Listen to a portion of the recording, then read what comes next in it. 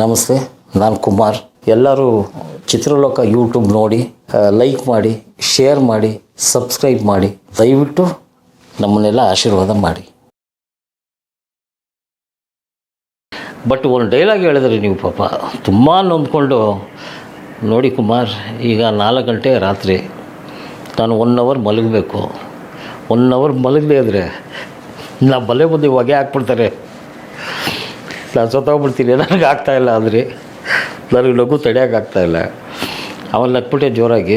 ಅಂದರೆ ಸೊ ಅಲ್ಲಿ ನೆಕ್ಸ್ಟು ಸಾಯಂಕಾಲ ಶೂಟ್ ಮಾಡ್ಕೊಂಬಂದಾಗ ಎಸ್ ಮೂರ್ತಿ ನನಗೆ ತುಂಬ ಆತ್ಮೀಯರು. ಪ್ರೆಸ್ ಅವರು, ನಿಮ್ಗಳಿಗೆ ಯಾರೂ ಗೊತ್ತಿರಲ್ಲ. ಅವರು ಮಹಾನ್, ಸಿಕ್ಕಾಪಟ್ಟೆ ದೊಡ್ಡ ಮನುಷ್ಯ ವ್ಯಕ್ತಿತ್ವದಲ್ಲಿ. ಆದರೂ ಎಸ್ ಮೂರ್ತಿ ಅಂದರೆ ಭಾಳ ದೊಡ್ಡ ಮನುಷ್ಯ ಬಿಡಿ. ನನಗೆ ಆತ್ಮೀಯರು ಅವರು. ಎಲ್ಲ ಪ್ರೆಸ್ಸು, ಯಾವುದೇ ಪ್ರೆಸ್ ಮೀಟಲ್ಲೂ ಅವರು ಮುಖ್ಯ ಒಂದು ಇದ್ದೇ ಇರ್ತಾಯಿದ್ರು ಅವರು. ನಾನು ಈ ಥರನೇ, ನಾನು ಎಲ್ಲೇ ಕರೆದ್ರು ಬಂದ್ಬಿಡೋರು. ಬನ್ನಿ ಸರ್, ಈ ರೂಮಲ್ಲಿದ್ದೀವಿ, ರೂಮ್ ಹಾಕಿದ್ದೀವಿ, ಬನ್ನಿ ನೀವು ಗಾಂಧಿನಗರದಲ್ಲಿ, ಬೆಂಗಳೂರು ಇಂಟರ್ನ್ಯಾಷನಲ್ ಹೋಟೆಲ್ ಬನ್ನಿ ಅಂದರೆ ಬಂದ್ಬಿಡೋರು. ಪಾಪ ಆಟೋದಲ್ಲಿ ಬಂದ್ಬಿಡೋರು. ನಮ್ಮ ಜೊತೆ ಅದೇ. ಈಗ ಏನಾಗ್ಬಿಟ್ಟಿದೆ ನಮಗೆ ಅಂದರೆ, ಮನೇಲಿ ಕುಡಿಯೋದು ಕಲ್ತ್ಬಿಟ್ಟವನೇ ಅಂತ ಮನೇಲಿ ಅಂತ ಉಯ್ಯೋರು ನಮ್ಮ ತಾಯಿ. ಇವತ್ತು ಅದೇ. ಹೊರಗಡೆ ಕುಡಿದೇ ಇದ್ದರೆ ಈ ಆತ್ಮೀಯತೆ ಬರೆಯಲ್ಲ. ಈ ದೊಡ್ಡ ಜ್ಞಾನಿಗಳು, ಇವರೆಲ್ಲ ಇಂಟೆಲೆಕ್ಚುವಲ್ಗಳು, ಇವ್ರನ್ನೆಲ್ಲ ಮೀಟ್ ಮಾಡಬೇಕು ಅಂದರೆ ಹಿಂಗೇನೆ. ಸುಂದರನಾಥ್ ಸುವರ್ಣ ಅವ್ರ ಜೊತೆ ಒಂಚೂರು ಹಾಕ್ಕೊಬೇಕಾದ್ರೆ ಅವರು ನಮ್ಮ ಪೂರ್ಣಚಂದ್ರ ತೇಜಸ್ವಿಯವರು ಮಹಾನ್ ಭಕ್ತರು. ಯಾವುದೇ ಕಾದಂಬರಿ ಬಿಡ್ತಾ ಇರಲಿಲ್ಲ, ಎಕ್ಸ್ಪ್ಲೇನ್ ಮಾಡೋರೆಲ್ಲ. ಇದು ಈ ತೇಜಸ್ವಿಯವ್ರದ್ದು ಇದು ಓದಿಲ್ವಾ, ನೀವು ಇನ್ನೇನು ತಗೊಳ್ರಿ ಅಂತ ಬುಕ್ ಕೊಡೋರು. ಓದಬೇಕು, ಬೆಳಗ್ಗೆ ತಿರ್ಗಾ ಪಾಠ ಒಪ್ಪಿಸ್ಬೇಕು. ಈ ಥರ ಗೌರಿಶಂಕರ್ ಹೆಂಗೆ ಅಂದರೆ, ಕುಡಿದಾಗ ಇಡೀ ಇದೆಲ್ಲ ಮ್ಯಾಗ್ಝಿನೆಲ್ಲ ತರೋದು, ಎಲ್ಲ ತೋರಿಸೋದು, ಅವರಲ್ಲಿ ಏನೇನು ಎಕ್ವಿಪ್ಮೆಂಟ್ಸ್ ಇದೆ ಎಲ್ಲ ತೋರಿಸೋದು. ಈ ಥರ ಆತ್ಮೀಯತೆ. ಈ ಆತ್ಮೀಯತೆ ಎಲ್ಲಿಂದ ಬರುತ್ತೆ? ಇಲ್ಲಿಂದನೇ. ಜಗ್ಗೇಶ್ ಅವ್ರ ಜೊತೆ ಹೋದಾಗ ರಾತ್ರಿ 3 ಗಂಟೆ 4 ಗಂಟೆ ನಕ್ಷತ್ರಗಳು ತೋರಿಸೋರು ಅವ್ರ ಮೇಲೆ. ಲಾಸ್ಟ್ ಫ್ಲೋರಲ್ಲಿ ಹೋಗ್ಬಿಟ್ಟು, ನೋಡಮ್ಮ ನೀನು ಆ ನಕ್ಷತ್ರ ಆಗಬೇಕು, ನಾನು ಈ ನಕ್ಷತ್ರ ಆಗಬೇಕು ಅನ್ನೋರು. ಪಾಪ ಅವ್ರು ಹೇಳ್ದಂಗೆ ಸಾಧನೆ ಮಾಡಿಬಿಟ್ರು ಅವರು. ನಾನು ಹಿಂಗೆ ಆಗಬೇಕು ಅಂದಿದ್ದ ತಕ್ಷಣ ಇದನ್ನು ರೇಂಜನ್ನು ಮೀರ್ಬಿಟ್ಟು ಬಂದ್ಬಿಟ್ರು. ಅದೊಂದು ಖುಷಿ. ನನಗೇನು ಖುಷಿ ಅಂದರೆ, ಪರ್ಸ್ನಲಾಗಿ ಇವರೆಲ್ಲ ನನ್ನ ಹತ್ರ ಹಂಚ್ಕೊಂಡ್ರ ಈ ವಿಷಯಗಳನ್ನೆಲ್ಲ. ನಾನು ಹಿಂಗಾಗಬೇಕು, ನೀನು ಹಿಂಗಾಗಬೇಕು, ನಾನು ನೋಡಿ ಹಿಂಗಿರ್ತೀನಿ, ನಾನು ಇಷ್ಟು ಪೇಮೆಂಟ್ ತೊಗೊಳ್ಳೋ ಆರ್ಟಿಸ್ಟ್ ಆಗಬೇಕು ಅಂತ ನನ್ನ ಹತ್ರ ಹೇಳಿದ್ರು ಇವರೆಲ್ಲ ಅಂತ. ಇವಾಗಲೂ ನಾನು ಹಿಂಗೆ ಗಿಂಡ್ಕೊಳ್ತೀವಿ.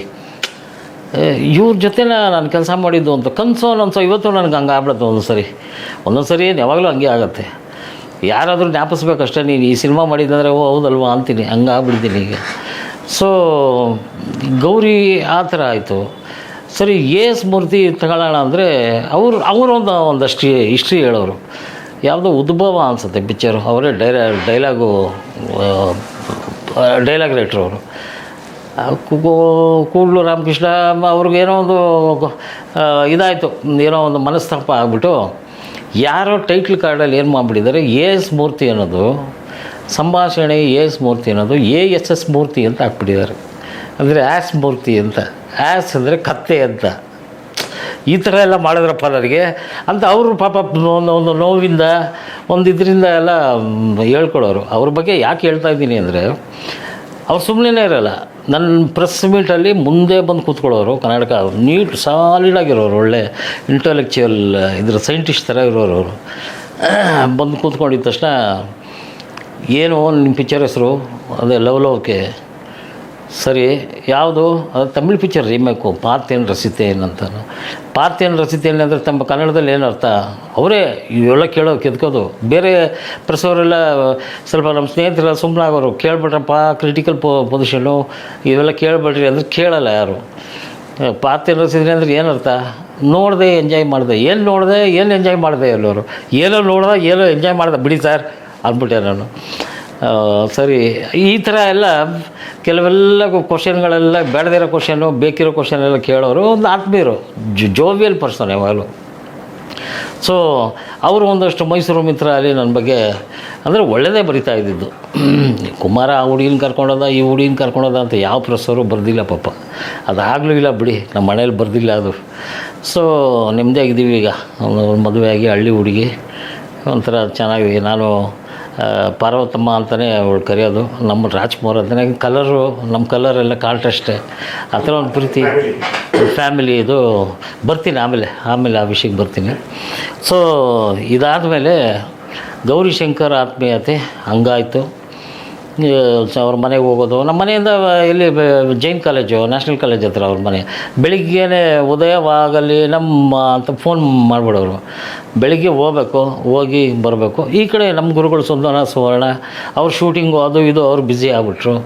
ಈ ಕಡೆ ನಂದಕುಮಾರ್ ಪ್ರಾಜೆಕ್ಟು ಅದು ಆ ಥರ ಆಯಿತು. 1 ವರ್ಷ ವೇಸ್ಟ್ ಆಯಿತು.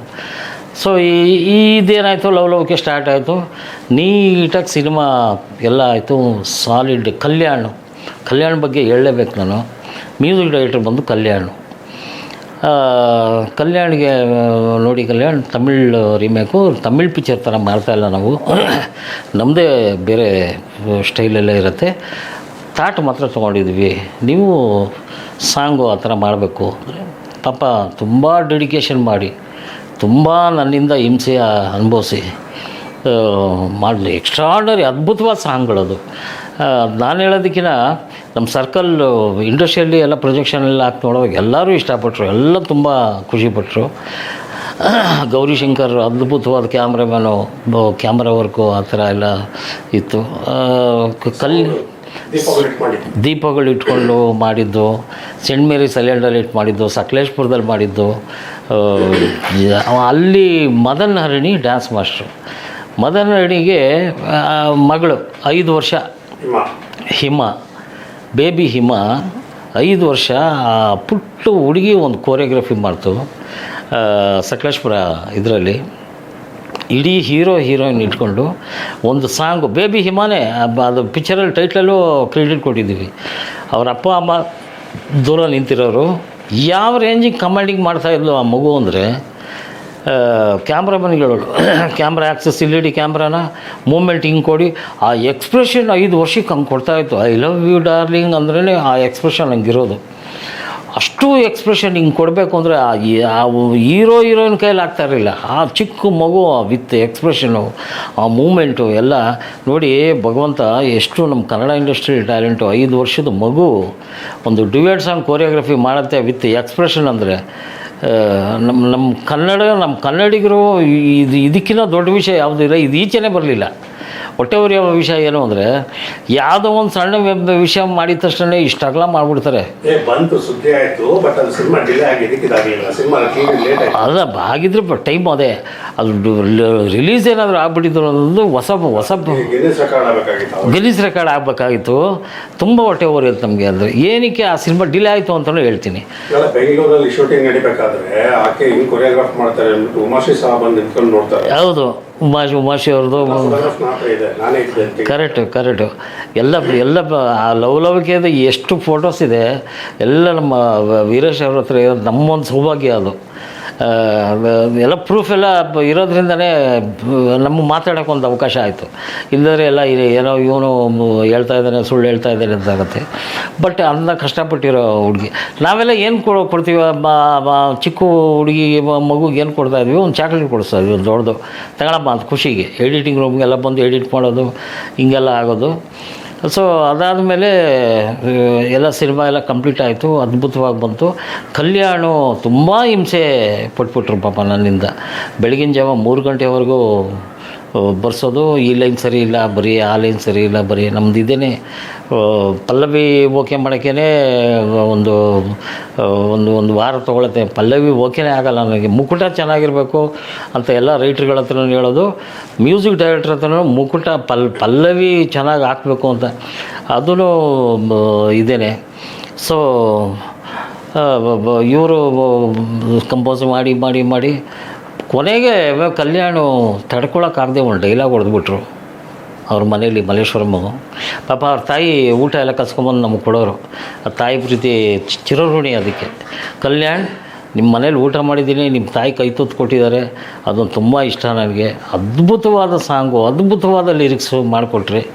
ಅದು ಈಚೆ ಬರೋಕ್ಕಾಗಲಿಲ್ಲ. ನಮ್ಮದು ಏನೋ ಗೊತ್ತಿಲ್ಲ, ಅದೊಂದು ಇರಲಿ, ಅದೊಂದು ಸಾಯೋವರೆಗೂ ಇರುತ್ತೆ ಅದು. ಬಟ್ ಒಂದು ಡೈಲಾಗ್ ಹೇಳಿದ್ರಿ ನೀವು, ಪಾಪ ತುಂಬ ನೊಂದ್ಕೊಂಡು. ನೋಡಿ ಕುಮಾರ್, ಈಗ 4 ಗಂಟೆ ರಾತ್ರಿ, ನಾನು 1 ಅವರ್ ಮಲಗಬೇಕು. 1 ಅವರ್ ಮಲಗದೇ ಇದ್ದರೆ ನಾ ಬಲೆ ಬುದ್ಧಿ ಹೊಗೆ ಹಾಕ್ಬಿಡ್ತಾರೆ. ನಾನು ಸತ್ತೋಗ್ಬಿಡ್ತೀನಿ, ನನಗೆ ಆಗ್ತಾಯಿಲ್ಲ ಅಂದರೆ ನನಗೆ ನಗು ತಡೆಯೋಕ್ಕಾಗ್ತಾಯಿಲ್ಲ. ಅವನು ನಕ್ಬಿಟ್ಟೆ ಜೋರಾಗಿ. ಅಂದರೆ ಏನು ಕಲ್ಯಾಣ ಅಷ್ಟೊಂದು ಹಿಂಸೆ ಕೊಡ್ತಾಯಿದ್ದೀರಾ ನಿಮಗೆ ಅಂತ. ಅಲ್ಲ, ಹಿಂಸೆ ಅಲ್ಲ, 1 ಅವರ್ ಮಲಗಬೇಕು, ನೀವು ಬಿಡ್ತಾಯಿಲ್ಲ, ಇಲ್ಲದ್ರೆ ನಮ್ಮ ಮನೆ ಮುಂದೆ ಹೊಗೆ ಹಾಕ್ಬಿಡ್ತಾರೆ, ಇರೋದು ಒಬ್ಬದೇ ಹೊಗ ಅಂತ ಹೇಳಿದ್ರಿ. ನನಗೆ ತುಂಬ ಬೇಜಾರಾಯಿತು. ಸರಿ ಮಲ್ಕೊಳ್ಳಿ ಅಂದ್ಬಿಟ್ಟು ಬಂದ್ಬಿಟ್ಟು ತುಂಬ ನೋಡ್ಕೊಂಡು ಹೇಳ್ಬಿಟ್ಟೆ. ಪಾಪ ಅವರು ಹಬ್ಬಬ್ಬ ಅಂದರೆ ಅದೇ ಮ್ಯಾಕ್ಸಿಮಮ್ ಹೇಳೋದು. ನಮ್ಮ ಹತ್ರ ಬರೋಲ್ಲ ಹಿಂಗೆಲ್ಲ ಇಲ್ಲವೇ ಇಲ್ಲ. ಪಾಪ ತುಂಬ ಮುಗ್ಧವಾದ ಮನಸ್ಸು, ಎಳೆ ಮನಸ್ಸು. ಸೊ ಹಂಗಾಗಿ ಅದ್ಭುತವಾದ ರೀರೆಕಾರ್ಡಿಂಗು ಅವೆಲ್ಲ ಮಾಡಿ ಸೊ ಹಿಂಗಾಯಿತು. ಇದಾದ ಮೇಲೆ ಫಸ್ಟ್ ಕಾಪಿ ರೆಡಿ ಆಯಿತು. ಫಸ್ಟ್ ಕಾಪಿ ರೆಡಿಯಾಗಿ ಇಡೀ ಇಂಡಸ್ಟ್ರಿಗೆ ನಮ್ಮ ಕೇಶವ ನರಸಿಂಹ ಅವ್ರು ಗೊತ್ತಲ್ಲ, ಅಣ್ಣವ್ರ ಕಂಪ್ನಿಯಿಂದ ಬಂದವರು ಅವರು ಎಲ್ಲರನ್ನೂ ಕರೆಸಿ ಎಲ್ಲ ತುಂಬ ಸಂತೋಷಪಟ್ಟರು, ತುಂಬ ಖುಷಿಯಾಯಿತು. ಇದ್ದಕ್ಕಿದ್ದಂಗೆ ಒಂದು ಟ್ವಿಸ್ಟ್, ಒಂದು ನಮ್ಮ ಲೈಫ್ಗಳಲ್ಲಿ ಆಗುತ್ತಲ್ಲ ಟರ್ನಿಂಗ್ ಪಾಯಿಂಟು. ಆ ಟ್ವಿಸ್ಟ್ ಏನು ಅಂದರೆ ನಮ್ಮ ಕೇಶವ ಅವ್ರ ಮಗನಿಗೆ ಹೆಲ್ತ್ ಅಪ್ಸೆಟ್ ಆಗಿತ್ತು. ಯಾವ ಮಟ್ಟಕ್ಕೆ ಆಗೋಯ್ತು ಅಂದರೆ ದೊಡ್ಡ ಮಟ್ಟಕ್ಕೆ ಆಗೋಯ್ತು. 1 ವರ್ಷ ವೆಲ್ಲೂರು CMC ಹಾಸ್ಪಿಟ್ಲಲ್ಲಿ ಮಗ ಇರೋ ಪರಿಸ್ಥಿತಿ ಬಂದ್ಬಿಡ್ತು. ಸೊ ಆವಾಗ ಅಮೌಂಟ್ ಸಿಕ್ಕಾಪಟ್ಟೆ ಖರ್ಚಾಯಿತು. ರಿಲೀಸ್ಗೆ ಅಂತ ಇಟ್ಟಿದ್ದು ಎಲ್ಲ ಮಗು ಒಬ್ಬನೇ ಮಗ, ಒಂದು ಮಗಳಿದ್ದಾಳೆ ಪಾಪ. ಈಗ ಚೆನ್ನಾಗಿದ್ದಾರೆ, ಈಗ ತುಂಬ ಚೆನ್ನಾಗಿದ್ದಾನೆ.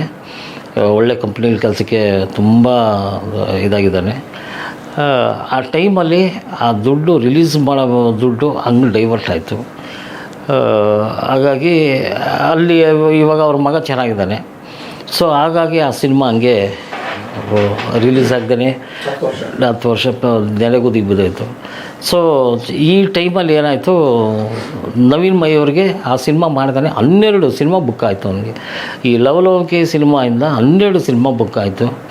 ಅವನಿಗೆ ಆ್ಯಟಿಟ್ಯೂಡ್ಗಳು ಬರ್ತಾ ಏನಾಯಿತು, ಚೇಂಜ್ ಆಯಿತು. ಎಲ್ಲ ಕಾಸ್ಟ್ಯೂಮರ್ ಬೇಕು, ಮೇಕಪ್ ಮ್ಯಾನ್ ಪರ್ಸನಲ್ ಬೇಕು, ಇನ್ಯಾವನೋ ಜ್ಯೂಸ್ ಕೊಡೋಕೆ ಒಬ್ಬ ಬೇಕು, ಇನ್ಯಾವನೋ ಒಬ್ಬ 4 ಜನ ಕಾರಲ್ಲಿ ಇಟ್ಕೊಂಡು ಅಷ್ಟೆಂಟು ಹೋಗ್ಬೇಕು ಅಂತ. ನಾನು ಎಷ್ಟೋ ಬೈದೆ, ನೋಡಪ್ಪ ಹಿಂಗೆಲ್ಲ ಆ್ಯಟಿಟ್ಯೂಡ್ ತೋರಿಸ್ಬೇಡ, ಇನ್ನೂ ಸ್ವಲ್ಪ ಸ್ಟಾರ್ ಆಗಬೇಕು ನೀನು, ಆದಮೇಲೆ ನೀನು ಏನು ಬೇಕಾದ್ರೂ ಮಾಡು ನಡೆಯುತ್ತೆ, ಈಗೆಲ್ಲ ಮಾಡಬೇಡ ಅಂತ ಹೇಳ್ತಾ ಇದ್ದೆ. ಒಬ್ಬ ಬ್ರದರ್ಲಿ ಅವ್ನು ಕೇಳೋನು, ಪಾಪ ಕೇಳೋನು. ಅದು ಏನಾಯಿತು ಏನೋ ಒಂದು ಫೈನ್ ಡೇ ಅವನಿಗೂ ಸಿನಿಮಾಗಳು ಇಲ್ಲದೆ ಇರೋ ಟೈಮ್ ಬಂದ್ಬಿಡ್ತು. ಒಂದು ಸಿನಿಮಾನೂ ಇಲ್ಲ, ಏನಿಲ್ಲ. ಅವನು ಇಷ್ಟು ಬ್ಯುಸಿ ಆಗಬೇಕು, ಈ ರೇಂಜ್ಗೆ ಏನೋ ಒಂದು ಮಾಡಬೇಕು ಅಂತಿದ್ದವನು ಪಾಪ. ಅವನು ಹುಡುಗ ಯಾವಾಗ ಅಂದರೆ ಒಂದು ಡೆಸ್ಪ್ರೇಟ್ ಒಂದು ಇದಕ್ಕೆ ಹೋಗ್ಬಿಟ್ಟ ಅವನು. ಯಾರ ಜೊತೆನೂ ಮಾತಾಡ್ತಾ ಇರಲಿಲ್ಲ. ನನ್ನ ಜೊತೆ ಮಾತಾಡೋನು ಫೋನ್ ಮಾಡಿ, ಸಾರ್ ಹೆಂಗಿದ್ದೀರ ಏನು ಅಂತ. ಹಿಂಗಿದ್ದೀನಪ್ಪ, ಏನೋ ನಾನು ಹಿಂಗೇನೆ ಬೇಕಾರಿಯಾಗಿದ್ದೀನಿ, ಬೇಕಾರು ಇದಾಗಿ ನೋಡೋಣ, ಯಾವುದಾದ್ರೂ ಒಬ್ಬ ಪ್ರೊಡ್ಯೂಸರ್ ಸಿಕ್ಕಿದ್ರೆ ನಾವಿಬ್ಬರು ಸೇರಿ ಮಾಡೋಣ. ನಾವು ಹಿಂಗೆ ಅಲಿತಾ ಇದ್ದೀವಿ, ಹೇಗೇನು ತಿರ್ಗಾ ರೊಟೀನ್. ಬೇತಾಳವು ಮರದ ಕೊಂಬೆಯಲ್ಲಿ ನೇತಾಡಿತು ಅಂದಂಗೆ ನಮ್ಮದು ಹಂಗೆ ಆಗ್ತಾಯಿದೆಯಪ್ಪ. ನೋಡೋಣ, ಭಗವಂತ ಟೈಮ್ ಕೊಟ್ಟರೆ ಮಾಡೋಣ ಅಂತ. ಅಷ್ಟರಲ್ಲಿ ನನಗೆ ಇನ್ನೊಂದು ಪಿಕ್ಚರ್ ಸಿಕ್ತು, ಗವಿಪುರ ಅಂತ. ಆ ಸಿನಿಮಾ ನಾನು ಮಾಡಲ್ಲ ಅಂತ